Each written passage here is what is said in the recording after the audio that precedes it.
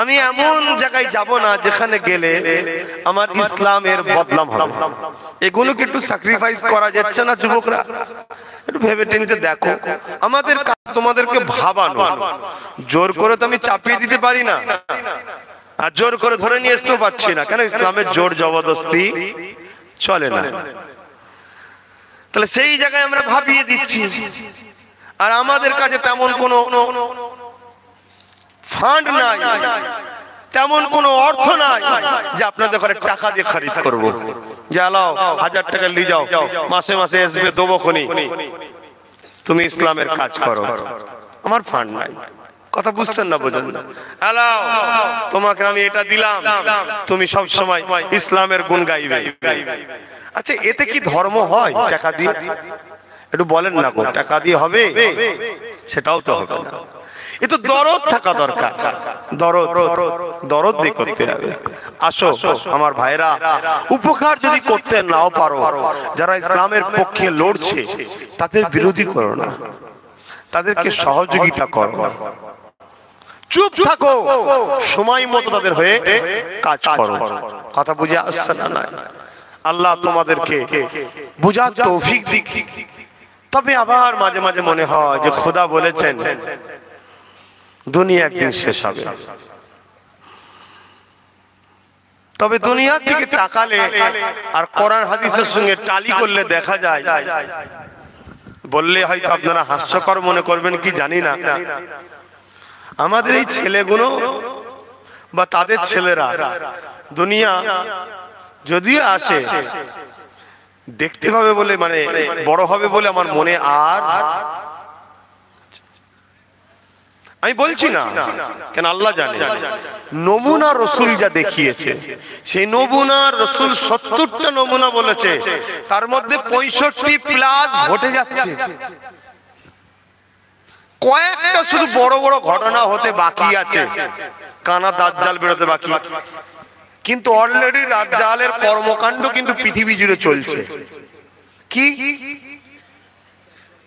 দাজ্জালের কর্মকাণ্ড? কি দাজ্জাল মানুষকে ভিক্ষা দেবে, বিনিময়ে নিজেকে খোদা বানাবে।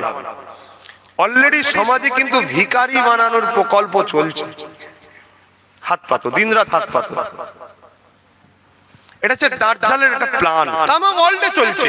আপনি আমাকে নিয়ে আবার অন্য জায়গায় গুঁজে দেবেন না, তামাম ওয়ার্ল্ডে চলছে। আপনি তো ওয়ার্ল্ডের খবর রাখেন না।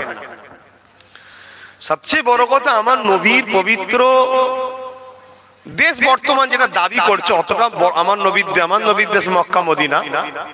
মক্কায় নবী আগমন করেছে, মদিনায় নবী আছেন, অর্থাৎ রওজা মুবারকের সশরীরে আমাদের জন্য এখনো কাঁদছেন, জিন্দা আছেন। জোরে বলুন সুবহানাল্লাহ। সেখানে কি হচ্ছে দেখছেন তো? এগুলো সব অনেক বোঝার ব্যাপার আছে বাবা, সময় অনেক লাগে, এত শর্ট সময় হয় না। আর বিশেষ করে আজকের এই মাহফিল প্রতি বছর আমি করি। আমার এই ভাইয়েরা, এই পুরো পাড়াটা, এই পাড়া ইনাদেরই, সব ইনারাই ভাইয়েরাই সব মিলে তিনাদের এই মুরব্বীদের এখানে কবর আছে। প্রতি বছরে একটা সাবরেসানি দুয়ার মাহফিল করে। কিন্তু সাবরেসানি দুয়ার মাহফিলে যে কোরআন সুন্নাহর অন্য আলোচনা করা যাবে না এমন তো শরীয়তের বিধান নয়। কোরআন সুন্নাহর যে কোনো কথা তুমি বলতে পারো। আজকের দিনে আমি মনে করি সব থেকে বেশি মসজিদ থেকে শুরু করে, মক্তব থেকে শুরু করে, মাদ্রাসা থেকে শুরু করে, জলসার মাহফিল থেকে শুরু করে সব জায়গায় সমাজকে ভাবানো দরকার যে ইসলাম ও ইসলামের মান্য আলাদা করে মিটাবার বিরাট ষড়যন্ত্র জালিমরা করছে। এই ষড়যন্ত্রের শিকার আমাদের ছেলেদের বড় একটা অংশ হয়ে গেছে। লোভে পড়ে হোক বা অশিক্ষিতর কারণে হোক, সেই ছেলেগুলোকে ফিরিয়ে আনার চেষ্টা করা। দ্বিতীয় নম্বর, বর্তমান যারা এখনো পড়েনি তারা যাতে না পড়ে যায় এর জন্য ভাবানো। কেন আমরা যে দুনিয়ার দিকে তাকিয়ে দেখি, অতি সত্য কথা, সবাই বিপদে পড়লে সবার জন্য বলার লোক আছে। আপনি খেয়াল করে দেখুন, কোন জায়গায় যদি কোন একটা ধর্মের স্থানে আঘাত হয়, কোন একটা ধর্মের উপরে, সেই বিষয়ে বলার জন্য পৃথিবীতেও তাদের বড় বড় সব দাদারা রয়েছে, বা এলাকাতেও দাদারা রয়েছে।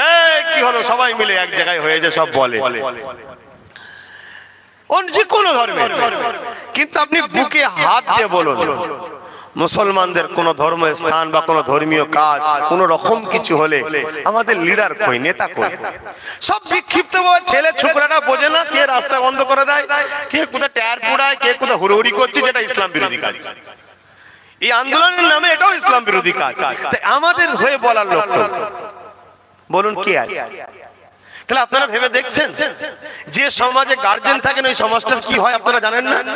আপনাদের আশপাশের পরিবারে দেখুন না, কোন সমাজে গার্জেন নেই ওই সমাজের বাচ্চাদের কি হাল হয়, ওই সমাজের পরিবারগুলোর কি হাল হয়, ওই সমাজটা কিভাবে সংসার চালায়।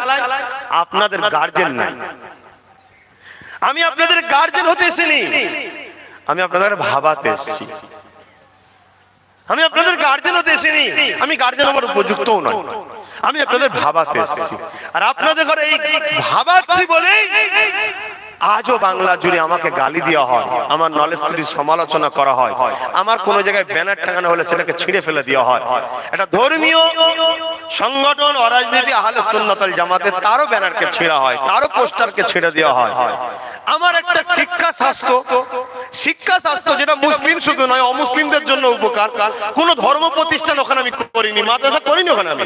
কেন আমি চাই ফুরফুরা শরীফ একটা এমন একটা জায়গা যেখানে অনেক মসজিদ মাদ্রাসা আছে, কিন্তু দাদা হুজুর শুধু মুসলমানদের নয়, তিনি স্বাধীনতা সংগ্রামীও ছিলেন। তাই তার পীরভূমিতে এমন একটা প্রতিষ্ঠান গড়ে উঠুক, সেখানে হিন্দু আসবে, মুসলমানও আসবে, আদিবাসী আসবে, সাঁওতাল আসবে, পড়তো আসবে, চিকিৎসা আসবে। ওই জায়গায় না মসজিদ না মাদ্রাসা কিচ্ছু আমি রাখিনি, কেন? যাতে সবাই যেতে পারে, একটা মানে মানুষের জন্য করা হচ্ছে এই ধরনের। সেখানেও দেখুন বিরোধী হচ্ছে একদল মানুষ। আর আমি বুক ঠুকে বলতে পারি যে এই বিরোধীগুলো যারা করছে তারা কে জানিনি, তবে এতটুকু জানি তারা একদল মুসলমান। এটা কিন্তু 100% জানি। অমুসলিমরা করবে না, করতে পারে না। আর এই করার পিছনে দুটো কারণ হতে পারে। এক, শিক্ষার অভাব, শিক্ষাকে বোঝে না। আর নচেত কারো তামাক খেয়েছে, তার গুণ গাইছে, সে বলেছে এটা কি করে হয়, তোরা থাকতে কি করে হলো, ব্যাস উনি চড়ে উঠে গেল। কিন্তু একবারও ভাবছেন না যার কথাই আপনি না আসছেন তিনি আপনার বাচ্চার জন্য কি এরকম শিক্ষার ভবিষ্যৎ ভেবেছে? তিনি আপনার পরিবারের জন্য এই চিকিৎসার কথা ভেবেছেন? আজ থেকে তো ওই জায়গায় কিছুই ছিল না, জঙ্গল ছিল, রাস্তা ছিল না। একটু যদি সামান্য 2 মিনিট পানি হয়ে যায় মানুষ হেঁটে যেতে পারতো না, এমন একটা জঘন্য জায়গা ছিল। সেই জায়গাটাকে আমাকে রেডি করতে হচ্ছে, রেডি করে সেখানে রাস্তা তৈরি করে সেখানে আজকে মাত্র 8 থেকে 9 মাস সময় পেয়েছি, তার মধ্যে 4 তলা বিল্ডিং কমপ্লিট করেছি। তার আগে লকডাউন ছিল, কাগজ তৈরি করতে হয়, সবই বোঝে। আমার কম হয় শিক্ষার অভাব আর নাই কারো তামাক খেয়ে কমসে কম এইরকম একটা মহান কাজের বিরোধী করছে। আবার যেটা কার নামে হচ্ছে যদি জানতাম আব্বাস সিদ্দিকী তার বাপের নামে করছে, তাও না একটা প্রশ্ন ছিল। এমন একটা ব্যক্তির নামে হচ্ছে সে যদি আব্বাস সিদ্দিকীকে নাও মানে তথাপিও দাদা হুজুর তার পীর। সে যদি বর্তমান ফুরফুরা সিলসিলার কোন পীর সাহেবদের সঙ্গে যোগাযোগ নাও রাখে তথাপিও দাদা হুজুর তারও মুর্শিদ, তারও মুজাদ্দিদ। সে যদি ফুরফুরা সিলসিলা নাও হয়, অন্য কোন যদি তরিকার হয়, তাও তারও জন্য মুজাদ্দিদ। একটা স্বাধীনতা সংগ্রামী উলিল আমর মুজাদ্দিদুজ জামানের নামে হচ্ছে। হায় হায় হায়, বড় আফসোস, বড় দুঃখ। তবে আল্লাহ যেটা করেন, বলুন আল্লাহ যেটা করেন ভালোর জন্য। হয়তো সহ্য করা যায় না, হয়তো সহ্য করতে আর পাচ্ছি না, কেন রক্ত গোস্ত চামড়া দিয়ে তৈরি করা একটা মানুষ আমি, আমারও ছোট মতো দিলে একটা মন আছে।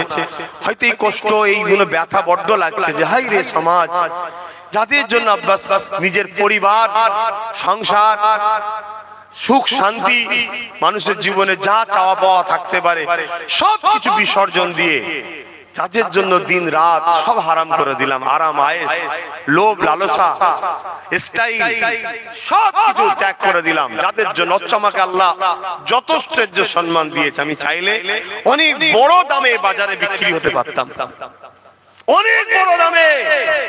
ভারতের ইতিহাসে হয়তো একটা নাম হয়ে যেত, একটা কেউ বিক্রি হয়েছে অনেক বড় দামে, দ্বিতীয় হয়তো এত দামে ভারতের ইতিহাসে কেউ বিক্রি হয়েছে বলে সন্দেহ ছিল আমার মনে হয়। কিন্তু সব কিছুকে ত্যাগ করে দিলাম এই অসহায় সমাজটাকে বাঁচাবার জন্য। কিন্তু এই সমাজের বড় একটা অংশ এখনো আমায় ভুল বুঝছে, এখনো আমায় ভুল বুঝছে। যাক, আল্লাহ তাদেরকে হিদায়াত করুক।